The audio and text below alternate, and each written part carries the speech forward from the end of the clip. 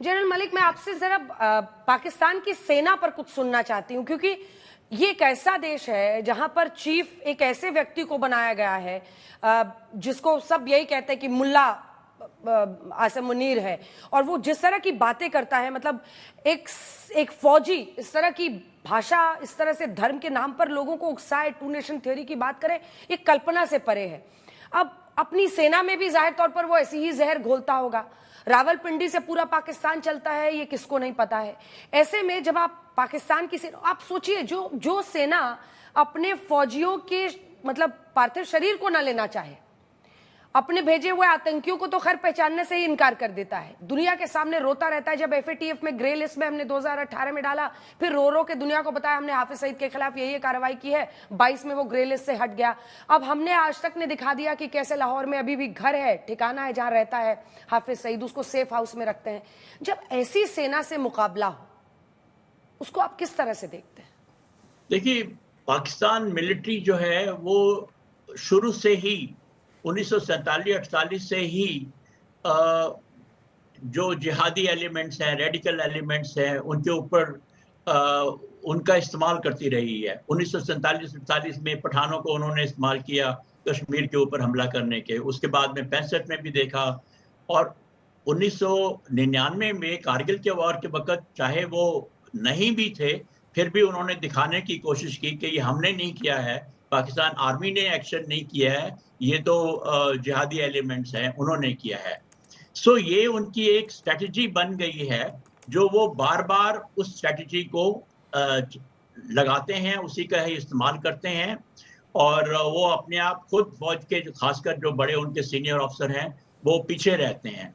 दूसरा, रेडिकलाइजेशन के बारे में आपने बात की कि फौज उनकी रेडिकलाइज ज्यादा है, तो ये आपकी बात बिल्कुल सही है। मैंने भी देखा है, अपने एक्सपीरियंस मैंने किया है अपने सर्विस में, कि जो मिलिट्री लीडर्स थे पाकिस्तान के, परवेज मुशर्रफ से पहले वाले जो थे, वो लोग, उनकी जिहादी सोच कम थी, और जो उसके बाद में आए हैं, जो इनको हम जिया भर्ती बोलते हैं, जब जनरल जिया खुद चीफ थे और प्रेसिडेंट थे, और उन्होंने जो उसके समय, उनके समय में जो भर्ती हुए हैं और अब वो सीनियर ऑफिसर बन गए हैं, उनकी सोच बिल्कुल अलग है, वो ज्यादा रेडिकलाइज्ड हैं। और जनरल मुनीर तो मेरे ख्याल में मदरसे में पढ़े हुए हैं शुरू से ही, और तो उनकी बिल्कुल सोच जो है वो टोटली रेडिकल है, और उनका इतना एक्सपोजर भी नहीं है बाहर के देशों में जाकर वो देखना। तो ये आपकी बात बिल्कुल सही है कि इस वक्त पाकिस्तानी लीडरशिप जो है वो ज्यादा जिहादी मानी जाती है, उनकी सोच वैसे मानी जाती है, तो उसको हमको ध्यान में रखना चाहिए। पर ऐसे जो फौज होती है, जब लड़ाई करती है, शुरू में तो बहुत जोश होता है, पर जब वो हार शुरू करती है, हार माना, तो भागती भी बहुत तेज है। और यही मैंने देखा। और इससे अच्छा अनुभव और किसको होगा सर? करगिल युद्ध में आपके नेतृत्व में भारतीय सेना ने ऑपरेशन विजय को अंजाम दिया और खदेड़ दिया पाकिस्तानियों को करगिल इलाके से। उस समय की कुछ बात अगर आप बताना चाहें, और हमारी जो सेना आज आपको सुन रही होगी, उसमें कैसे आप हिम्मत और हौसला और जोश भरेंगे? देखिए, पहली बात तो मैं ये बोलूंगा कि हमारी फौज में इस वक्त पहले से बहुत अच्छे हथियार हैं, अच्छे इक्विपमेंट है, और बहुत जोश है।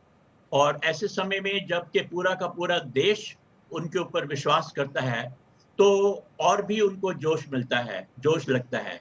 और मैं समझता हूँ कि हमारी सेना जो है वो समझती है कि हमारा देश उनसे क्या चाहता है, हमारी सरकार उनसे क्या चाहती है, और उसके लिए जो भी प्लान बनाएंगे उसमें पूरे जोर से काम करेंगे, जैसा कि उन्होंने कारगिल के युद्ध में करके दिखाया है।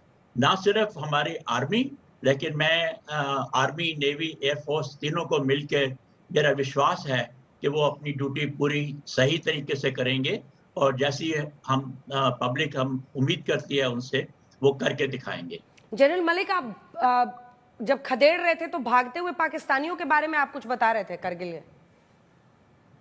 ये एक दफा जब हमारी विजय हुई तोलोलिंग में, जब हमने उसको रिकैप्चर कर दिया, तो उसके बाद में मैंने देखा कि बाकी जगह ऑब्जेक्टिव के ऊपर कैप्चर करना आसान हो गया, क्योंकि उनका मोराल टूट गया। तो मेरा कहने का ये था कि एक दफ़ा उनके ऊपर हम छा जाएँ, पहले हम विक्ट्री हासिल कर लें, पहले कहीं पर भी विजय हासिल कर दें, उसके बाद में उनका मोराल जल्दी टूटता है। ये मैंने ऑब्ज़र्व किया था कारगिल वॉर के समय। अब ऐसे वक्त पर आपने हौसले की भी बात की, आपने कहा कि हमारे पास बहुत आधुनिक मतलब पूरे विश्व में अगर आप देखें तो हम 4th सबसे वेल इक्विप्ड और सबसे बड़ी आर्मी है, वहीं पाकिस्तान बहुत नीचे है, हर चीज में हम हैं। और हौसला तो हिंदुस्तानी न सिर्फ 140 करोड़ लोगों में बल्कि फौज में भी उसी तरह की है।